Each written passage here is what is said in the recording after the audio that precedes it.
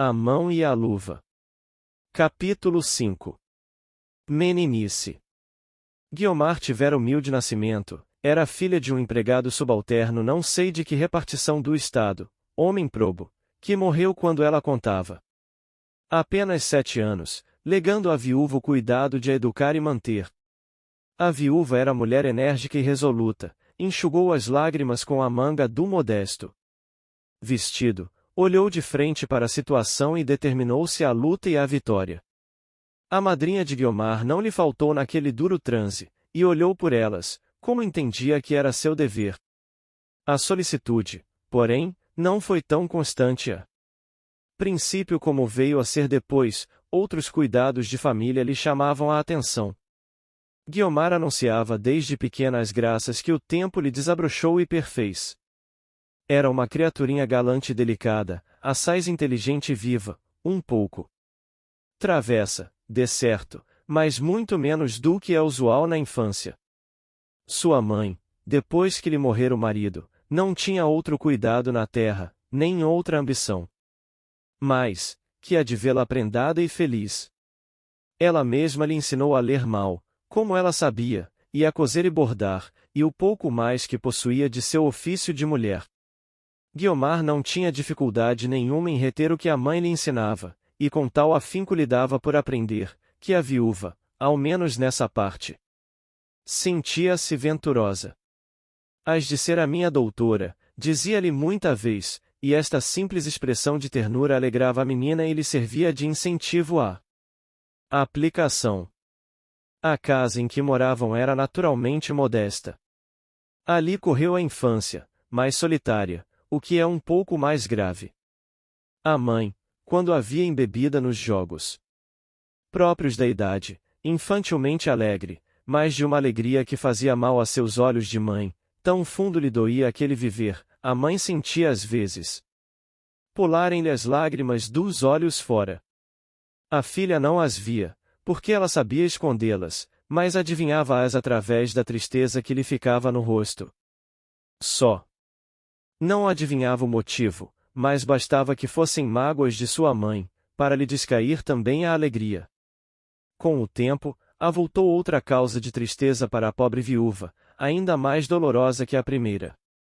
Na idade apenas de 10 anos, tinha Guiomar uns desmaios de espírito, uns dias de concentração e mudez, uma seriedade, a princípio intermitente e rara, depois frequente e prolongada, que desdiziam da meninice faziam crer à mãe que eram prenúncios de que Deus a chamava para si. Hoje sabemos que não eram. Seria acaso efeito daquela vida solitária e austera, que já lhe ia afeiçoando a alma e como que apurando as forças para as pugnas da vida? A primeira vez que esta gravidade da menina se lhe tornou mais patente foi uma tarde, em que ela estivera a brincar no quintal da casa. O muro do fundo tinha uma larga fenda, por onde se via a parte da chácara pertencente a uma casa da vizinhança. A fenda era recente, e Guiomar acostumara-se a ir espairecer ali os olhos, já sérios e pensativos. Naquela tarde, como estivesse olhando para as mangueiras, a cobiçar talvez as doces frutas amarelas que lhe pendiam dos ramos, viu repentinamente aparecer-lhe diante, a 5 ou 6 passos do lugar em que estava, um rancho de moças, todas bonitas, que arrastavam por entre as árvores os seus vestidos, e faziam luzir aos últimos raios do sol poente as joias que as enfeitavam. Elas passaram alegres, descuidadas, felizes, uma ou outra ali. Dispensou talvez algum afago, mas foram-se, e com elas os olhos da interessante pequena, que ali ficou largo tempo absorta, alheia de si, vendo ainda na memória o quadro que passará. A noite veio, a menina recolheu-se pensativa e melancólica, sem nada explicar à solícita curiosidade da mãe. Que explicaria ela, se mal podia compreender a impressão que as coisas lhe deixavam?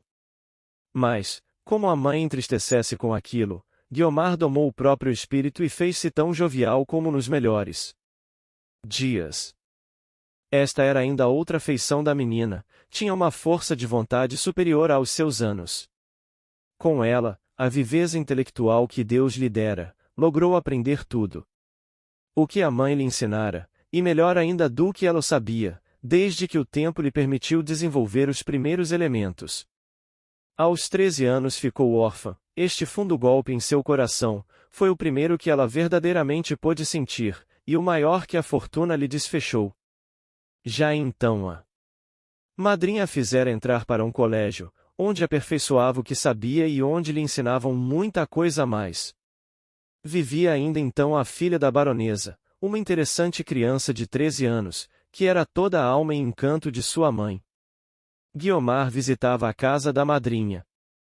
A idade quase igual das duas meninas, a afeição que as ligava, a beleza e meiguice de Guiomar, a graciosa compostura de seus modos, tudo apertou entre a madrinha e a afilhada os laços puramente espirituais que as uniam antes.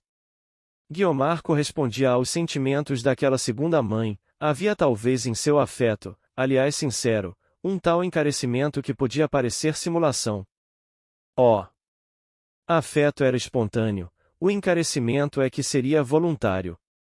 Tinha a moça 16 anos quando passou para o colégio da tia de Estevão, onde pareceu à baronesa se lhe poderia dar mais apurada educação.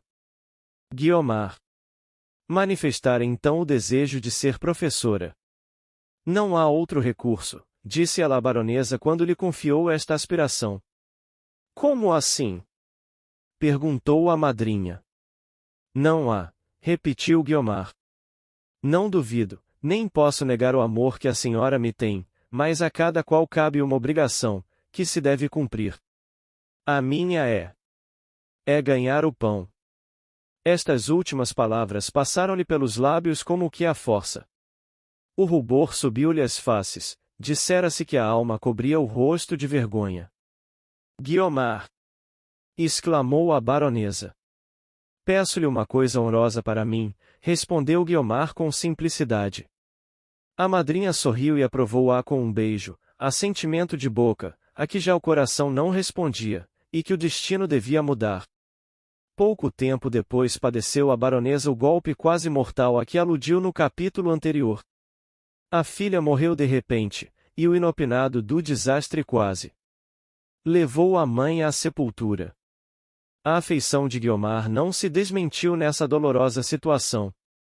Ninguém mostrou sentir mais do que ela a morte de Henriqueta, ninguém consolou tão dedicadamente a infeliz que lhe sobrevivia. Eram ainda verdes os seus anos, todavia revelou ela a posse de uma alma igualmente terna e enérgica, afetuosa e resoluta. Guiomar foi durante alguns dias a verdadeira dona da casa, a catástrofe abatera a própria Mrs. Oswald. O coração da pobre mãe ficará tão vazio, e a vida lhe pareceu tão agra e deserta sem a filha, que ela morreria talvez de saudade, se não for a presença de Guiomar. Nenhuma outra criatura poderia preencher, como esta, o lugar de Henriqueta. Guiomar era já meia filha da baronesa, as circunstâncias, não menos que o coração, tinham-nas destinado uma para a outra. Um dia, em que a afilhada fora visitar a madrinha, esta lhe disse que a iria em breve buscar para sua casa. Você será a filha que eu perdi, ela não me amou mais, nem eu já agora teria outra consolação. Madrinha! Exclamou Guiomar beijando-lhe as mãos. A baronesa estava assentada, Guiomar ajoelhou-se-lhe aos pés e pôs-lhe a cabeça no regaço. A boa mãe curvou-se e beijou-lhe ternamente, com os olhos naquela filha que os sucessos lhe haviam dado, e o pensamento no céu, onde devia estar a outra, que Deus lhe dera e levou para si. Pouco depois estabeleceu-se Guiomar definitivamente em casa da madrinha, onde a alegria reviveu, gradualmente, graças à nova moradora, em quem havia um tino e sagacidade raros.